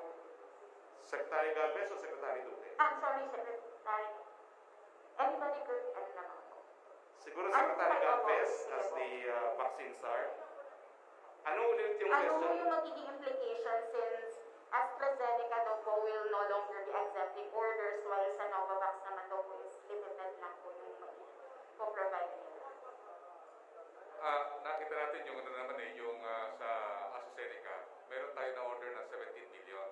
And yun po ang total volumes na in-offer po sa atin na nakuha ng private sector at saka ng LGU. So 11 million po total po lahat ang nakuha po ng LGU and 6 million naman po doon sa private sector. Bali po kasi ang nangyari yung sa AstraZeneca, yun na po ang total volume na pwede po nating makuha. So wala na po tayong volumes na available considering that all other regions have already gotten yung AstraZeneca volumes. And ngayon, nag-offer po ang Novavax from Serum Institute of India na meron po tayong 10 million na pwede pong paghatian ng private sector at ng ating mga LGU. So ngayon po, ongoing po ang negotiation nila. And considering also na yung Senate at saka Congress ay ginagawa po yung bill na may sa batas na i-allow na po ang LGU through tripartite agreement na magkaroon ng cash advances ay lalo po nga po magiging nasikasik po ang ating LGU na makakuha ng additional volume sa Novavax. Tatanungin lang kung mayroon question si Yusef Rocky from the Malacanang Press Corps. Yusef Rocky, you have questions from your end? Okay, wala pa pong response. Next question, please. Next question is from Chef Palecte of Philippine News Agency. Good afternoon to Secretary Galvez, sir. Sir, when are we expecting in Davao City po yung vaccine? And Dr. Lopez presented na kailangan po ng 500,000 vaccines for the priority respondents. Paano po yun, sir? Makaka-allocate po ba sa Davao ng ganun kalaking doses? Based doon sa latest po natin na yung COVAX nga po ay magbibigay sa atin ng more or less 5.2 to 9.3 na vaccines ng AstraZeneca at saka ng Pfizer. Ang kanilang pong expected na arrival is this coming February and March. And also yung sa natin sa ating allocation dito sa Davao, ang uunahin po muna natin yung mga tinatawag natin na mga COVID dedicated hospitals, yung ating LGU hospitals at saka yung ating mga private COVID hospitals. So, after the COVAX, mayroon po tayong parating din na Sinovac pagka once na-aproba na po ng EUA yung Sinovac and also Gamaleya. Mayroon po rin po parating na more or less 1.5 million, 1.6 million this coming February and May. Meron po dinonate ang China na 600,000 na Sinovac na darating po din ngayong February po. So yung ano po natin, kaya po napangako natin kay Mayor Sara talagang hindi po natin pabayaan yung kanyang ano po, yung ating po population na target na more or less 800,000, titingnan po namin at yung lahat na po na padating this coming first quarter, second quarter, we will allocate equitably with what we can give for Davao, particularly in preserving its healthcare facilities and also protecting the tinatawag nating vulnerable sectors and societies. Yun po. Okay, may question from Yusek Raki. Yusek Raki.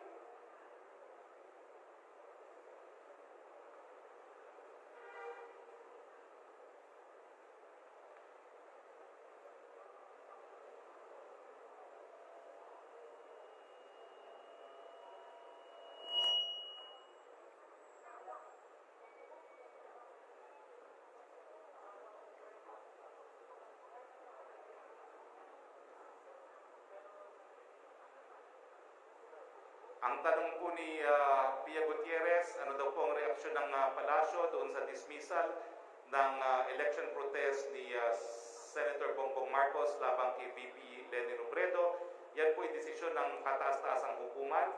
We respect that, and we respect also that the camp of Senator Bongbong Marcos has a further remedy of moving for reconsideration.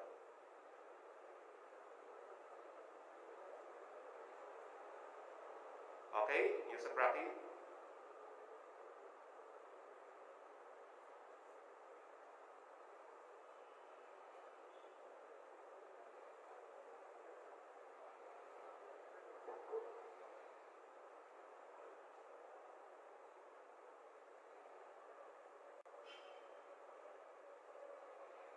Ang tanong po kay Maricel Halili, Dr. Tony Liachon calls for the abolition of the IATF for decisions such as the opening of cinemas, which he claims has no scientific basis. Ang tanong ko po kay Dr. Tony Liachon, Sir, the President has addressed your views. You are sour graping because he did not appoint you as Secretary of Health. Pasensyahan na lang po.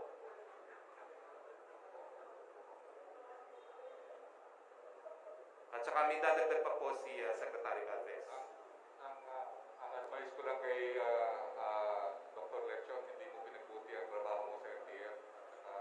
Nakita natin na meron kang ulterior motive aside from serving our people, kaya tinanggal po natin kayo.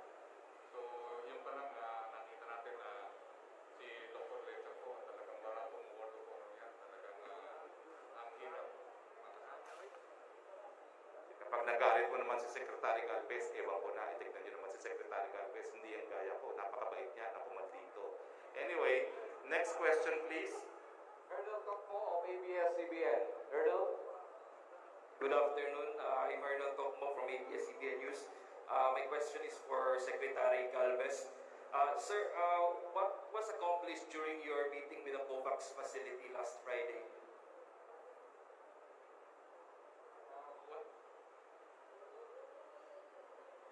Yung tungkol sa indemnification Yes po. agreement. Actually, nag-usap-usap ang ating mga lawyers pertaining sa indemnification agreement. Napirmahan na po namin ni Secretary Duque at saka po ni Secretary Dominguez yung proposed COVAX indemnification agreement. Yung wala po nasa kanila po ngayon. So, yun na po, yung ating indemnification agreement ay napag-agreehan na ating pong isubmit sa COVAX po. Okay. And we are just waiting for the details on the lawyers of the Pfizer on their tinatawag nating mga additional requirements. So, where are we in the efforts, sir, to comply Pfizer's indemnity requirement? Has the Philippines submitted its indemnity plan to Pfizer? Ongoing pa ngayon yung ating arrangement with Pfizer kasi based dun sa pag-uusap ng mga lawyers na aside from the COVAX generic indemnification agreement ay kailangan na bawat mga manufacturer na mag-supply through COVAX kailangan merong individual indemnification agreement.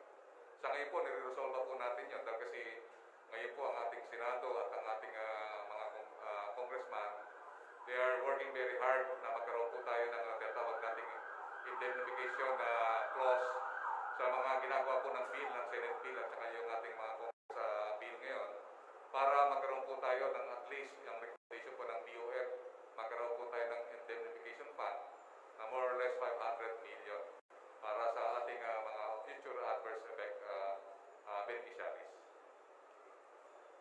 Balikan naman natin si Yusek Rocky. Yusek Rocky, meron ka pang tanong galing Malacanang Press Corps?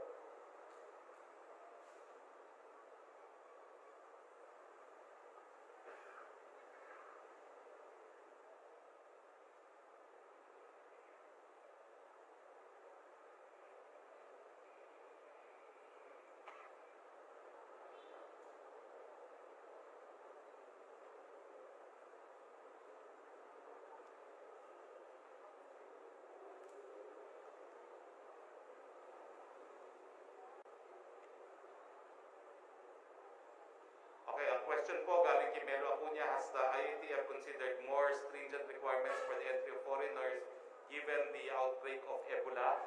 And what is the budget for the vaccine layout? No? Yung budget naman po natin, no? Siguro si Sec Galvez will tell us about the total budget for our vaccination program. Sa vaccination program na ano po natin na ating nailathala na po na meron po tayong 2.5 billion. More or less 72.5 billion is allocated for the procurement of vaccines. Ang remaining po na fund na other remaining funds will be allocated for ancillary consumables like the syringes and also the PPEs and other ancillary requirements for the vaccination like mobilization, training, and other services like the cold chain requirement. Yun po ang ano po natin, 82.2 billion po ang ating pondo. Kasama na rin po yung ating multilateral arrangement with ADB at saka World Bank. Doon naman po sa tanong na tayo ba po ay nagluwag? Meron pong idadagdag si Secretary Duque, please. Yung pong unang bahagi ng katanungan ni Ginoong Melo Acuña, ano daw ang gagawin paghahanda patungkol sa mga nababalitaan Ebola epidemic or cases mula sa Africa. Ang ating pong panuntunan dyan ay ang Bureau of Quarantine. Ay alam na po nila ito kasi meron po tinatawag na international health regulation na kung saan active po ang updating ng mga sari-saring mga sakit na kinakailangan ma-notify ang mga iba't ibang gobyerno at ang gobyerno naman natin ay nakahanda sa lahat ng panahon to enforce strict border surveillance and control. No? So, yan po ay huwag po kayong mag-aalala na baka makapasok ito dahil gaya po ng sinabi ko ay meron na pong paghahandang ginagawa ang ating Bureau of Quarantine. Thank you. Okay, question from the local media, please. Wala nang question from the local media. Yusek Rocky, meron pa bang tanong?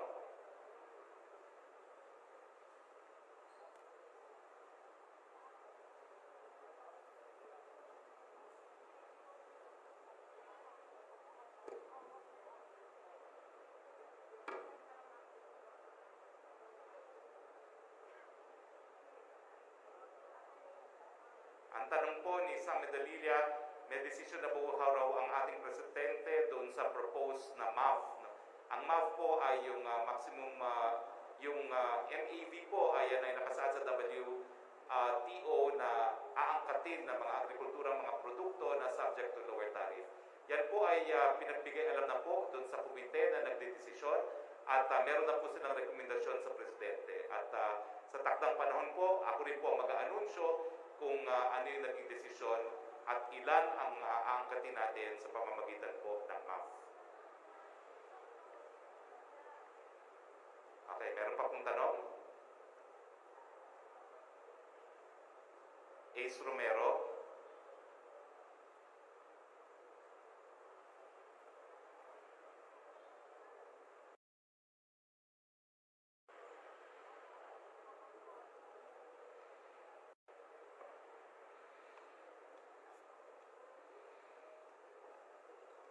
Ang tanong po ni Ace Romero, ang Mutual Defense Treaty daw po ay para sa in cases of armed attack. Yung nangyari daw po sa Scarborough Fall, was it an armed attack? Well, an armed attack po is the sending of regular armed forces into the territory of another. Kung naalala niyo po ang nangyari sa kapanahunan ni Presidente Aquino, talagang pinadala po ng China yung mga Coast Guard vessels niya sa Panatag at pinaalis niya ang mga mangingisda at pati na po yung Philippine Navy na pinadala natin sa area.